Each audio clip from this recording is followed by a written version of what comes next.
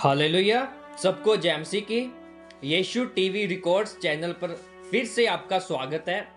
आज हम जानेंगे कि यहाँ पर कितने स्वर्ग हैं। क्या 3 स्वर्ग हैं?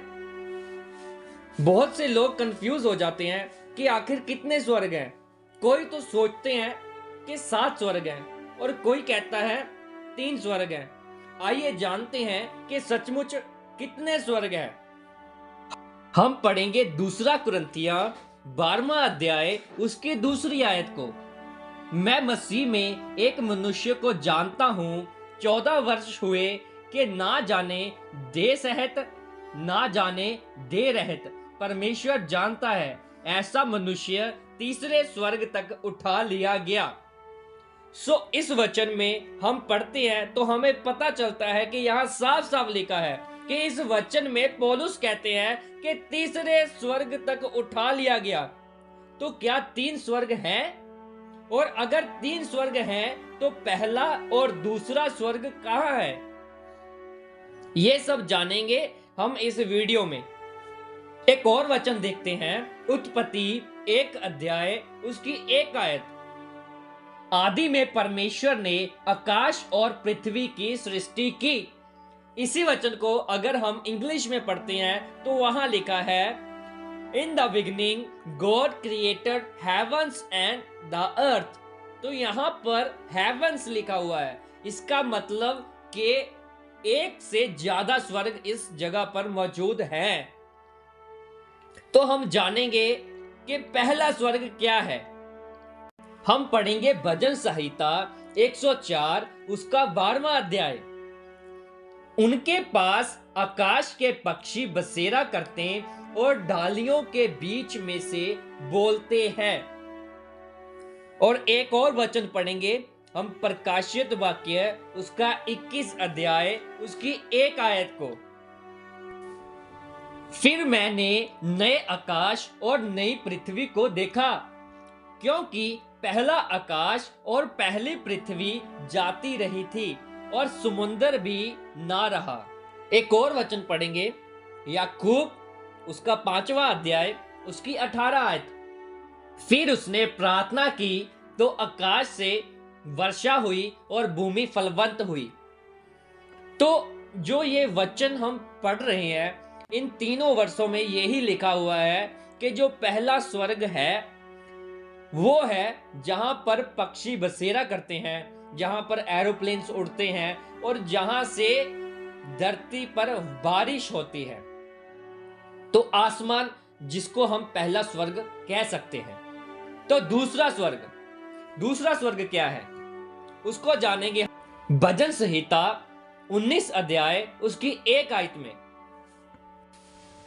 इसमें लिखा है, आकाश परमेश्वर की महिमा का वर्णन कर रहा है और आकाश मंडल उसकी हस्तकला को प्रकट कर रहा है।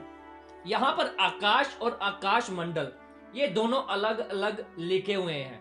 तो आकाश जो हमने पढ़ा है जो पहला स्वर्ग है, और आकाश मंडल जिसको हम ब्रह्मांड या सोलर सिस्टम भी कह सकते हैं, जहां पर चांद, सूरज और तारे होते हैं जो परमेश्वर ने सारे सिरजे हुए हैं। तो एक और वचन पढ़ेंगे हम, भजन संहिता 8 अध्याय उसकी 3 आयत को। जब मैं आकाश को जो तेरे हाथों का कार्य है और चंद्रमा और तारागण को जो तूने नियुक्त किए हैं देखता हूं, तो यहां पर भी यही देखने को मिलता है कि आकाश दूसरा स्वर्ग वो है जिसमें परमेश्वर ने चंद्रमा, तारे और सूरज को स्थापित किया हुआ है, और जो हमारा ब्रह्मांड है। और इसकी एक और खास बात है जो बहुत ही गहरी है कि इस जगह पर एक और शख्सियत है जो विराजमान है। वो शख्सियत है शैतान। जब परमेश्वर ने शैतान को स्वर्ग में से जहां पर परमेश्वर रहते हैं गिराया था, तो शैतान भी आकाश में ही रहता है, जो दूसरा स्वर्ग कहलाया जाता है। इसको पढ़ेंगे हम इफिसियों 6 अध्याय उसकी 12वीं आयत में। क्योंकि हमारा यह मल युद्ध लहू और मांस से नहीं परंतु प्रधानों से और अधिकारियों से और इस संसार के अंधकार के हाकिमों से और उस दुष्टता की आत्मिक सेनाओं से है जो आकाश में है। तो उस वचन को हम इस तरह जान सकते हैं कि शैतान को जिस आकाश पर ठहराया गया है, जिस पर गिराया गया है, वो दूसरा स्वर्ग ही कहलाया जाता है। तो एक और वचन पढ़ेंगे, दानियेल उसका 10वां अध्याय उसकी 13वीं आयत में। फारस के राज्य का प्रधान 21 दिन तक मेरा सामना किए रहा, परंतु मिकाएल जो मुख्य प्रधानों में से है वह मेरी सहायता के लिए आया, इसलिए मैं फारस के राजाओं के पास रहा। इस वचन में जब दानियल प्रार्थना कर रहा है, उसने 21 दिन की फास्टिंग की है और कुछ नहीं खाया, कुछ नहीं पिया, तो उसने प्रार्थना की, उसकी प्रार्थना का उत्तर नहीं आ रहा था। तो इस वचन से हमें यह सुनने को मिलता है कि जो स्वर्गदूत उसकी प्रार्थना का उत्तर लेके पहले ही दिन आ गया था, मगर जो दूसरे स्वर्ग में शैतान की सेनाएं हैं उन्होंने उसको घेर लिया था। तो जो एक प्रधान स्वर्गदूत है मिकाएल, वो वहां पर आया, उसने उनसे युद्ध किया और जीतकर फिर उस प्रार्थना को दानियल के पास पहुंचाया गया। तो यहां से हमें पता चलता है कि परमेश्वर हमारी प्रार्थना का उत्तर तो पहले ही दिन दे देता है। जैसे दानियल की प्रार्थना भी स्वर्ग में पहले ही दिन पहुंच गई थी। मगर सोचने वाली बात है कि जो प्रार्थनाएं यहां से की जाती हैं वो स्वर्ग में कहां रखी जाती हैं और प्रार्थना के लिए स्वर्ग में लड़ाई क्यों होती है, यह बात मैं आपको बताऊंगा एक अपनी अगली वीडियो में। इस चैनल को सब्सक्राइब कर लेना उस बात को जानने के लिए। तो हम बढ़ते हैं अपने तीसरे स्वर्ग की ओर। तो जानते हैं कि तीसरा स्वर्ग क्या है। इसको पढ़ेंगे हम व्यवस्था विवरण 10 अध्याय उसकी 14वीं आयत को। सुन स्वर्ग और सबसे ऊंचा स्वर्ग भी और पृथ्वी और उसमें जो कुछ है वह सब तेरे परमेश्वर यहोवा ही का है। तो यहाँ पर हमें देखने को मिलता है स्वर्ग और सबसे ऊंचा स्वर्ग। जो तीसरा स्वर्ग है वो सबसे ऊंचा स्वर्ग है। तो जब वचन में यीशु मसीह को क्रूस पर चढ़ाया गया था तो उसके साथ 2 चोर भी लटकाए गए थे। उनमें से एक ने अपने गुनाहों को मान लिया था। तो यीशु मसीह ने उसको कहा था कि तू आज ही मेरे साथ स्वर्ग लोक में होगा।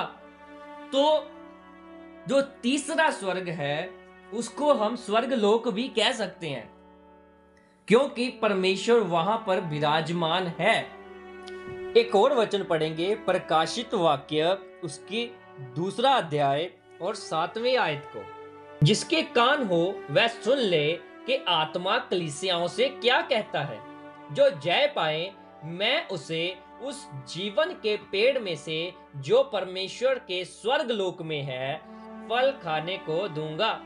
तो यहाँ पर आ गया स्वर्ग प्लस लोक, स्वर्ग लोक कि जो जीवन का वृक्ष उठा लिया गया था वो परमेश्वर के स्वर्ग लोक में है।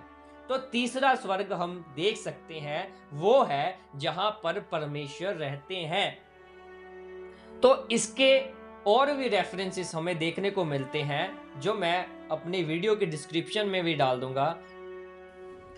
अब हमने ये तो जान लिया कि 3 स्वर्ग हैं, और क्या आप भी स्वर्ग लोक में जाना चाहते हैं? आप कैसे स्वर्ग में जा सकते हैं? बाइबल के अनुसार स्वर्ग जाने का रास्ता क्या है, यह जानेंगे हम एक और अगली वीडियो में। जानने के लिए सब्सक्राइब करें हमारे यीशु टीवी रिकॉर्ड्स चैनल को। सबको जय मसीह की।